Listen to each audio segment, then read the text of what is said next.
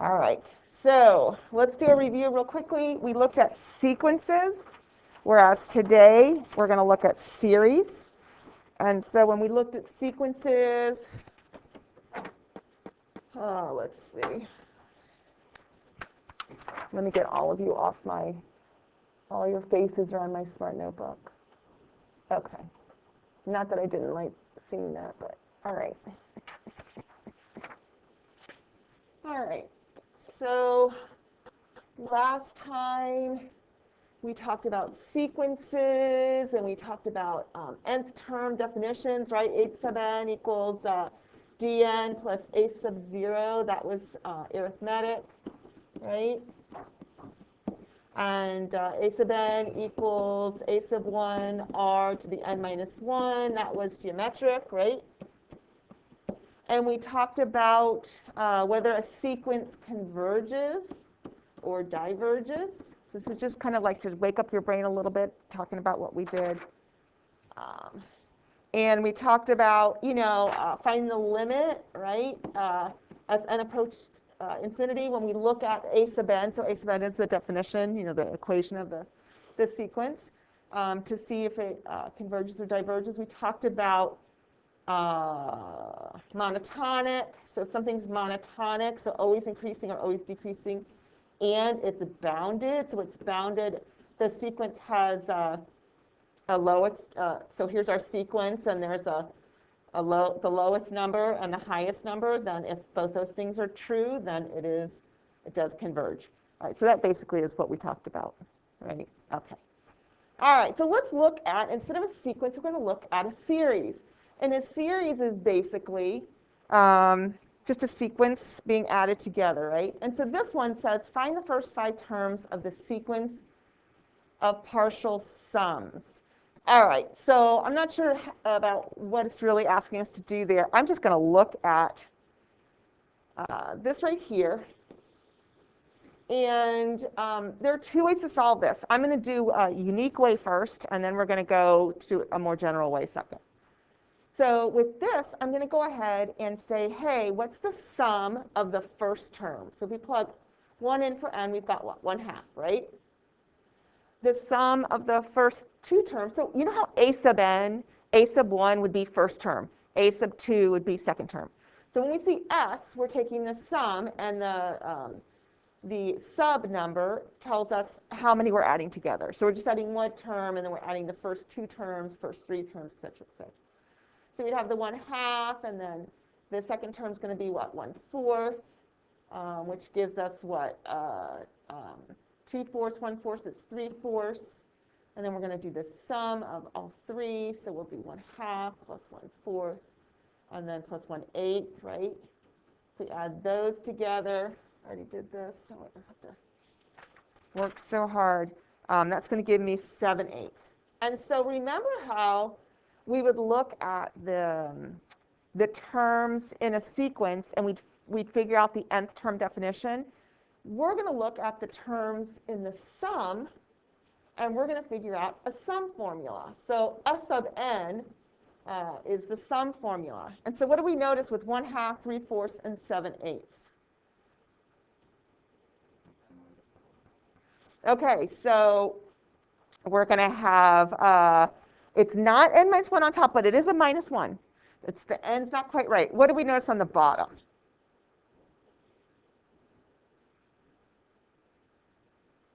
So this is 2 to the first, 2 squared, 2 to the third, right? So 2 to the n is the denominator. Can anybody figure out sometimes it's helpful, let's do this. 2 to the n minus 1. There you go. Yep. So it's 2 to the n minus 1 for the numerator. All right, I'm going to stop there for a second because I thought there was a question. Is there?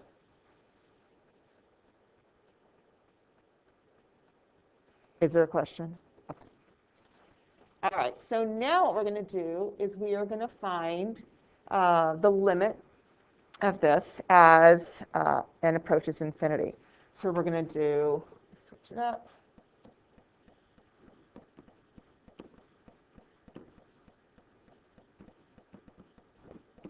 Okay, and we can split this up, right, into two fractions. Let's go ahead and do that. Because at first glance, it looks like in an indeterminate form, right, infinity over infinity, but it's not. So that's the same thing as.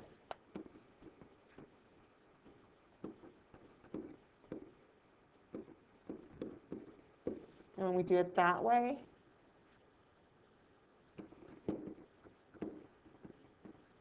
got 1 minus 1 over 2 to the n, which is 1. All right, so what this 1 means, because the question was kind of asked a little weirdly, but does this sum converge? Does this series, a series that's defined, well, so here's the deal. This was 1 over 2n was the sequence, but this says, so the sum of this sequence, which is the series, as the sequence, as the n approaches infinity, does it converge? And that's what we found, does converge to 1. So did we do any sigma notation last time? Okay, let's review real quickly. When we see a sigma, that means we're taking a sum. This tells me which term I'm starting with, and this tells me which term I'm ending with. And then what follows is always the definition of the sequence, the nth term definition, right? A sub n equals. And that just tells me to go ahead and keep adding. Like, really, this means we would say 1/2 plus 1/4 plus 1/8 plus dot dot dot. What we did here was we used the first 3 sums to then come up with a sum formula that would represent. So we used it that way. So we used 3 sums to come up with a sum formula, and then we could see when the sum, if the sum actually converged or diverged. All right, questions? Because we're going to do it a second way. So that's one method you have now when you see a series and you want to see if it converges. That's one method. All right, why don't we rewrite this?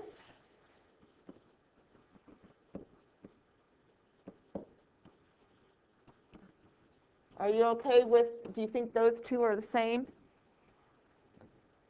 Yeah. What kind of sequence is this? Just geometric. What's my R?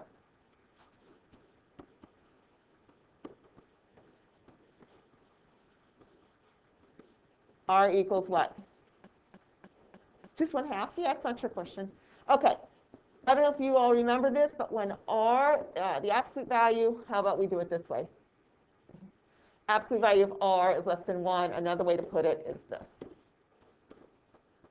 Okay? Either way. When this happens, then we know that it converges. Okay? And if you have a geometric series that you're looking at, because this is, now once again, this is the definition of my sequence, but this sum, the sigma, is telling me I'm taking a sum of my sequence, which is a series, right?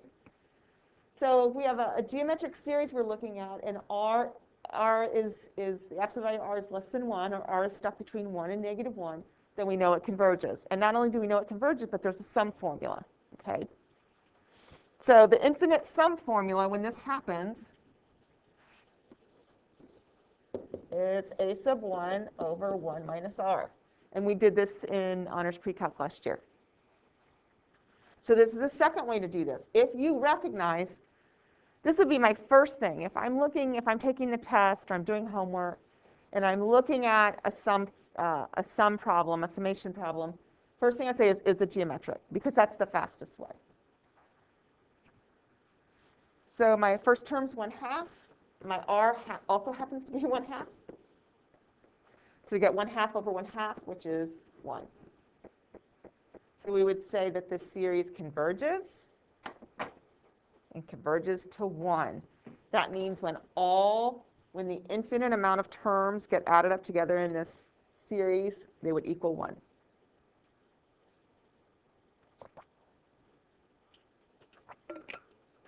Questions?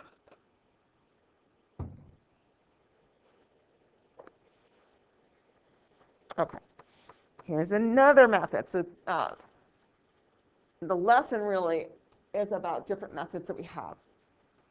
So here, we want to find the sum, see if it converges. And so we're going to go ahead and write out a few of the sums, or a few of the terms, and we're going to do it a little bit differently than we did the first problem. All right, when we plug a 1 in, we're going to get 1 minus 1/2. Now, note, I'm not combining them, because we're going to notice a little pattern here. And then when we do the second term, so we're adding them together, right? Because we've got a sigma, so we're adding things together. Then we're going to make n be equal to 2. And I'm not combining them because we're going to start noticing something. And when n equals 3,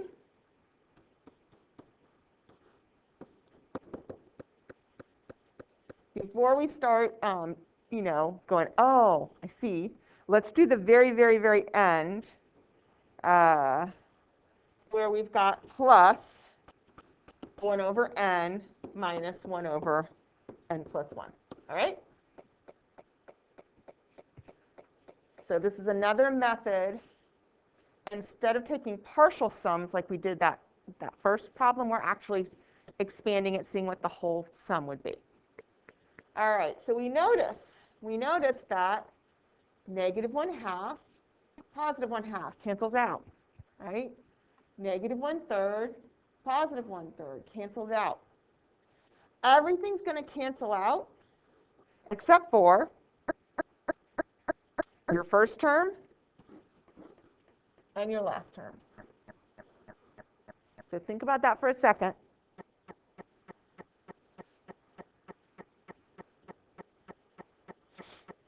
So our sum formula is going to be what? 1 minus 1 over n plus 1.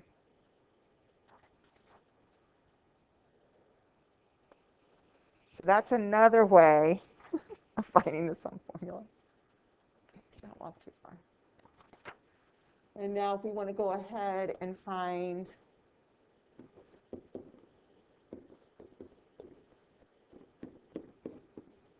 it's going to be another 1, right? This type of sequence is called the telescoping series. I'm sorry, this kind of series is telescoping. So it's telescoping series. So let me fast forward to the test. The test is just going to have a lot of series, and you're going to be asked to find whether they converge or diverge, and if they converge, where do they converge to? And you're going to be learning every day in this unit a lot of different methods. So what I would do is, as we're adding to our methods, make sure you've got a sheet that you're kind of like, after the lesson today, before you start homework, kind of like be listening. Okay, we've got telescoping when this happens, or it's geometric, and r has to be between -1 and 1, right? Or we take partial sums and we figure out a formula. So those are the 3 methods so far. All right, questions before we keep going? All right, so we've got a theorem. If a series converges as n approaches infinity, then the limit of a sub n is going to be 0.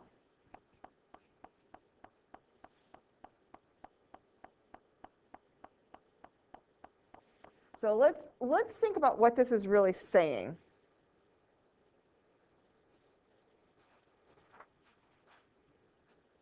This represents a series.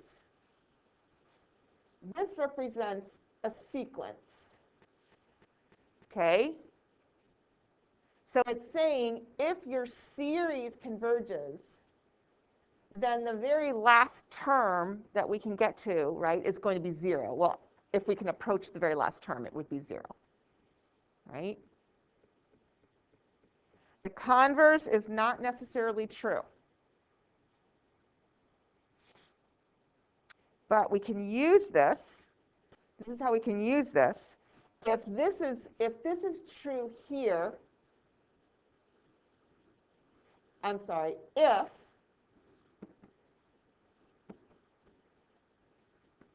this doesn't equal 0, then the series diverges. So we can still use it. It's just not, you can't switch it. You can't say if the limit of a sequence as n approaches infinity is equal to 0, then it converges. But you can say if it doesn't equal 0, then it diverges.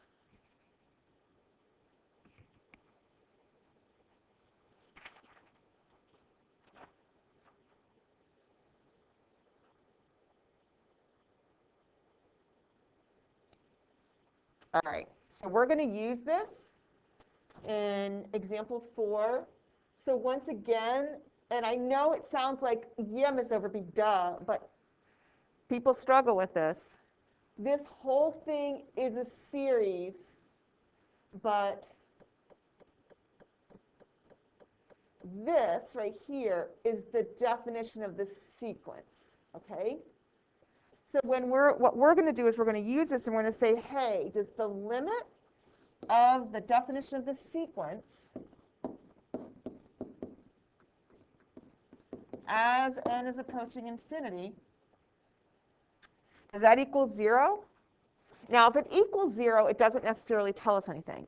But if it doesn't equal 0, then it tells us that the series diverges, right? All right. So what are we going to do before we plug in infinity? What method are we going to use?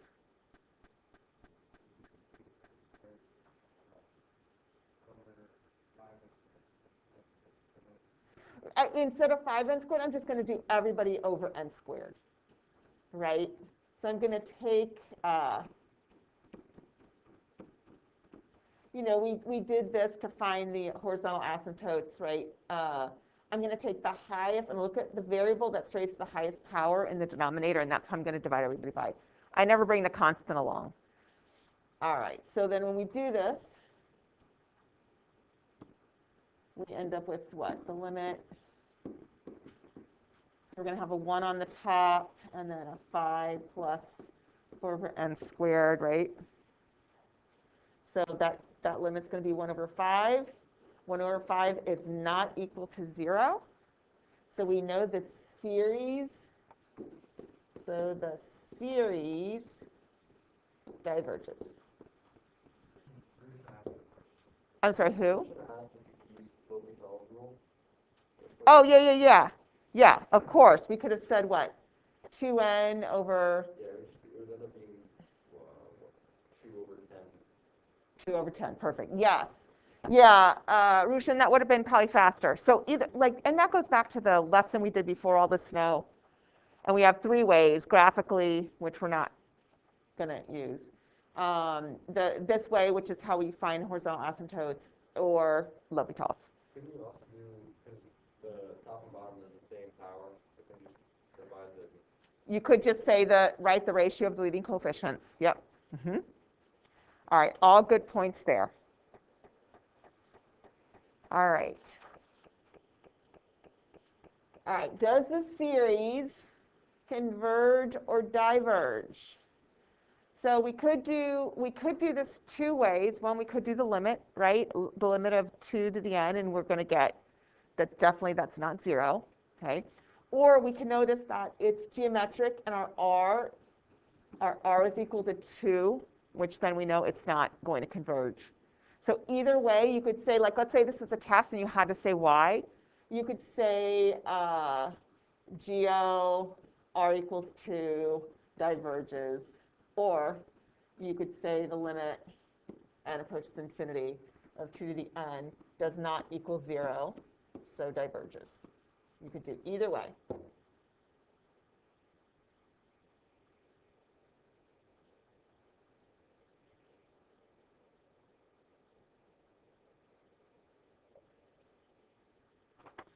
All right. With example 6, it looks like it's going to diverge, right? But we're gonna break this thing down because sometimes we get surprised. And so this is how I'm going to break this down. I'm going to take the definition of this sequence, and I'm going to see if I can simplify it a bit. So I'm taking my a sub n, right, as 2 to the 2n times 2 to the 1 minus n. And I'm going to break that down and rewrite it as 2 squared to the n, and then times 3 to the 1 times 3 to the negative n. Do we agree? Like, this is the tricky part. I think we did some of this last quarter, where, right, we have the same base, so we would add the exponents. Oh, yeah, this was our chapter 6. So 1 plus negative n would bring us back to the 1 minus n. Why am I doing this? Because sometimes doing this gives us a surprise, right? Which is 4 to the n times 3 over 3 to the n, which is what? 4/3 to the n times 3.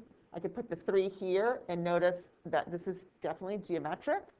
And it came close. I think that's my point. I wish the problem, instead of being 4/3, it was 3/4, because then we would have been surprised. We would have had something that looked like it was going to diverge, and we find out it converges. But darn it, I need to change this for next year. That would have been a better surprise. So this is geometric, and obviously we could do it either way, the limits or the fact that it's geometric, and 4/3, the absolute value of 4/3 it's not less than 1, so it diverges.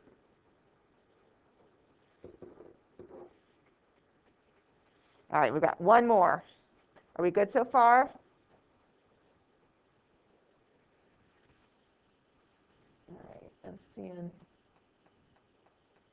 right, not bad, 21 minutes. Not sure they're going to want to watch for 21 minutes, but all right, write the number 2.317 as a ratio of integers. We did this, at least I know when I used to teach honors pre-calc, I would teach this. So you did this last year, I believe, but let's do it again.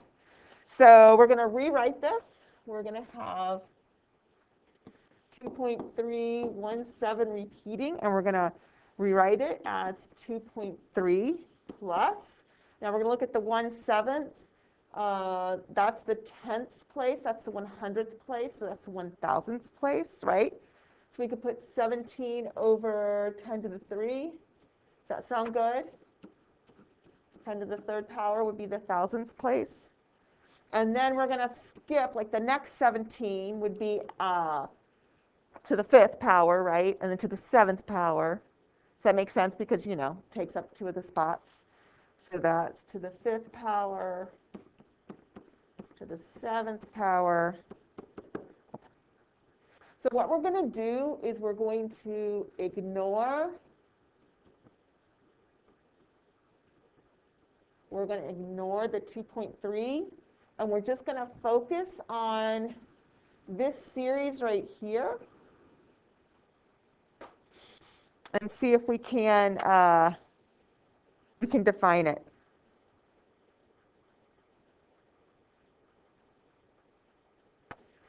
We factored out a 17 over 10/3. That would kind of help us to see that we could make our a sub 1. Well, our a sub 1 is 17 over 10 to the 3rd, because that's our first thing. And we can see what our r is, right? What we're being multiplied by. We're being multiplied each time by 1 over 10 squared, right? So our r is going to be 1 over 10 squared. So obviously 1 over 10 squared is less than 1. So we know it converges.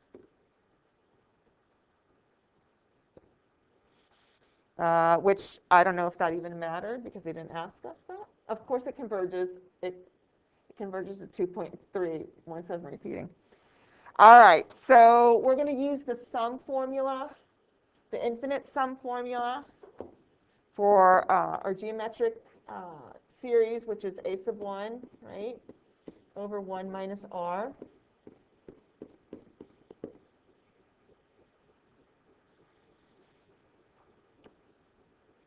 So that's going to give me my 17 and 10/3 on the top, and 99 over 10 squared on the bottom, right? We can change 1 to be 10 squared over 10 squared, so 100 minus 1 is 99.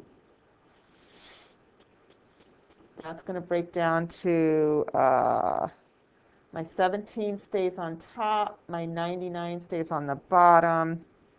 And then we've got 10 to the third over 10 squared, which is just really the 10.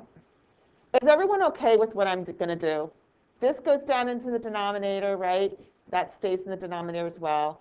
That goes up in the numerator. That stays in the numerator, right? We don't need to, everyone's okay with that? Okay. And so if we've got 10 squared over 10 cubed, we've got a 10 left in the denominator. So we've got the 17 over 990.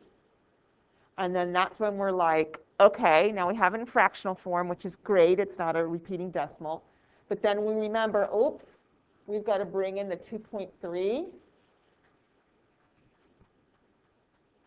So now we're going to bring back the 2.3 to add to that. And then I went ahead and did this. And of course, you want to keep it in fractional form, because that's the whole point. We've got a ratio of integers, not a repeating decimal. All right, look at that, think about it.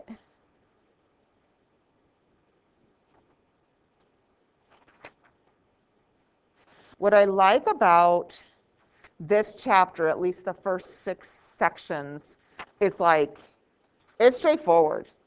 The notes tell you how to do the homework. I mean, you have to still think while you're doing the homework, and it's kind of fun. But as long as you keep up and keep memorizing the methods and the different formulas, you're going to be fine on this test. All right, let me stop the